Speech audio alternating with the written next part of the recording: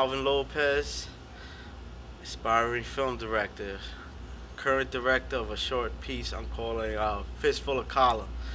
Fistful of Collar is a pretty funny story because where I got the idea from was I saw a crackhead, believe it or not, around where I live, and he tried to sell me something that I knew was stolen, and I found it so hilarious because it's like I don't know, it's just like irony in a weird way, I guess. Well, anyways, I took that idea and I implemented a story of maybe a crackhead doing the same thing, but to a living thing by trying to steal a dog, and it was pretty funny because it's like a character. The main character is Wilson, and he's just like this guy who's like put in the middle. He thinks he's having an ordinary day, and all this stuff just like pans out all around him, and he has no idea what's happening, and he really just trying to get back his life to his status quo, I guess you could say. All right, for Fistful of Collar, it was kind of funny because I needed a crew, and I already knew who my DP was because I used Jamal Hodge because we worked together on like two separate projects and they came out really good. So I liked his working style, and we've been keeping a professional kind of relationship in that way where we keep helping each other out and we help each other with storyboards and constantly. So he became my DP. It was no like real choice behind that. He really got a knack and he's really eager to work, and he has a love for film that it's rare actually, and he respects it as an art form, which is something I do, and I that's like one of the biggest things I respect is that anybody who considers film an art form and treat it as such. For my sound operator, which is a good friend of mine, Dave Rodriguez, he's just actually. It's funny because he's mostly a artist and he does my storyboards and things like that. And he just wanted really a role on the set, and I said, sure. So when I gave him the role on the set, I had to teach him something that he didn't know already. And I felt like at the same time I was going to be teaching him the process while the process is going on. So it was going to be hard, but it was actually simpler than I thought. I told him what he had to do. He was a quick learner, and it helped out a lot to the fact that he picked up so quickly, and he worked really hard, and he's a very artistic guy. He understands what I'm trying to do, and everybody they really incorporate into the vision of all. From my actual documentation of my actual shoot, which I wanted like another camera person there documenting it. It was I told John Smith, was a relatively quiet guy, so it was pretty good to choose him because he didn't really impose himself on the set as much. He really did the documentarian's job, which was stand back and observe and capture what he felt needed capturing. That was really cool. I enjoyed that a lot. John's a real good person. He helped me out in a couple of my other projects, even acted in one, and I think he's a kid that he's gonna go places because he has a lot of heart. And yeah, also for my actors, which is funny. Originally, I had another actor in mind for the part of Wilson, and it turned out he couldn't make it, so I had to go scouting, and I found Gio, who happens to go to my school, and I knew he had acting experience from prior stuff he's done, and I was happy with that, so I made sure I got him quick.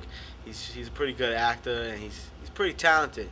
I see him doing more likely in the film production role, but he still has a lot of talent. He's going places. That kid, he has a lot of drive, and I really admire that about him. For my other actor, Ted the Fiend, it was pretty funny because I originally had somebody else as well. It's kind of funny how this whole production played out. I originally had somebody else in mind, and they just disappeared on me completely, like off the face of the earth. It was pretty funny. But anyways, I had to go to Dave's cousin, Dave the sound guy's cousin, who was William, and he did really good. Actually, he looked the part. He was exactly what I needed. He understood what it was, and at the same time, I took somebody from the same environment where this film was being shot. So he knew the environment. He knew these kind of characters. He felt what they felt, and he knew what he was doing. He understood the process and everything. Funny thing is, he was a first-time actor, and he did pretty well. I walked him through it, and I taught him some stuff that can help him out if he really wants to pursue acting. He did a fantastic job. The third person was the next actor I had was also Mike, who was played by Angel Rodriguez. And the funny thing about Angel is that he actually acted in one of my political PSA, in which I got an award for, and everybody said he did an awesome job. His acting was very intense, and it filled the part, and it did exactly what I wanted. And he's a funny guy, because no matter, I usually end up taking hundreds of takes with the guy, and I'm thinking that he's not really nailing it, and I feel like a fool, because every time I go to that editing room, he smashed it. He basically did what he had to. He makes things look real natural, and he does what he has to. Yeah. Well, anyways, filming Fistful of Collar was actually one of the most funnest sets I've been on, and it was pretty intense. It's funny because at one point it was like I was in a zone, because it was like freezing temperatures. I'm talking about everybody was completely frozen, and it's brick out here, son. So I kind of come out of here though, so I can stay amped, ready to go. Woo! Just gotta fart in your hand and warm it up. Or that's the method. It was like maybe 20 degrees that night, and with a wind chill of like 10 degrees or something. And it was hilarious because everybody was freezing, and I was in like such a zone that I couldn't even feel anything. Like I didn't feel any cold or anything. I was so focused that everything else just blanked out completely. It was a cool set though. All in all the actors did what they had to do. I was feeling that wardrobe was exactly what I had envisioned in my pre-production. People who came by and helped out on the process did a great job.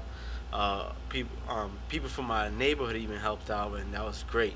I feel like I'm saying too much. Anyways, also besides the funniest thing about it was that there was a lot of interesting characters coming around. Lots of interesting characters. There was like brilliant. Yo, that old fucking Degato did. Yo, that was brilliant. That was good. That was good money. That was good. I'm sitting here eating a big ass sandwich. That was good fucking money. That was good shit. Old fucking guy, he didn't even know what the fuck was going on. He was looking around like just like them people. And look, that old Degato, he wasn't even acting. Look, he wasn't acting. He didn't know what the fuck was going on. that's the key. Some kid who's just there. He had no real. He wasn't like planned, and it was just like he was feeding my crew the energy through his humor and stuff. He did a great job. There was a lot of people there helping out. There was a lot of support. I was actually surprised by how much support I got from the neighborhood, and it was a lot of people came through just to like check out what I was doing and show that, you know, I matter to them, and that they really care about what's going on with me. I thought that was a pretty enlightening, joyful experience. Just that alone was actually pretty good. Yeah, there was a lot of problems also. We started a little later than we thought. That's one thing I wasn't too happy about, but it still panned out all right. And basically, we had a little confrontation with the store owner that lasted for a couple of minutes. Permission for that, right? Nobody else in the store yet, nigga, we fucking talked you it off. Nigga, who are you? Who the fuck are you? Nigga, I'm here for bad. I'm sorry, okay? All right, chill. Let's do this. Take place, people. Because originally I went to the store and I told them, hey, I'm gonna shoot this film. You mind if I use your store for a couple of seconds? They were like, yes, you can go ahead. But when I came to shoot it, they did not know who I was like that, because I didn't let them know I arrived or what have you, or what I was gonna do. So they thought I was like an expose trying to expose something of their store or whatever. So they kind of got a little paranoid. A little exchange of words got taken. But all in all, relations with the store was good anyways. Still is. Everything came out pretty good. I enjoyed the process. It was quick. It was easy. Everybody knew their role. It was exactly what I thought, and it was even actually a little better than what I thought. And I can't knock it. On the scenes, right? Get this. Yo, this nigga's gonna be the next Spielberg. Alright? See the Kufi? He's already a director. He got his own style. Alright? Y'all gotta understand that.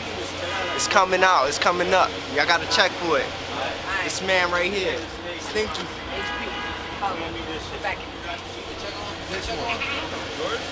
This one right here. Yo,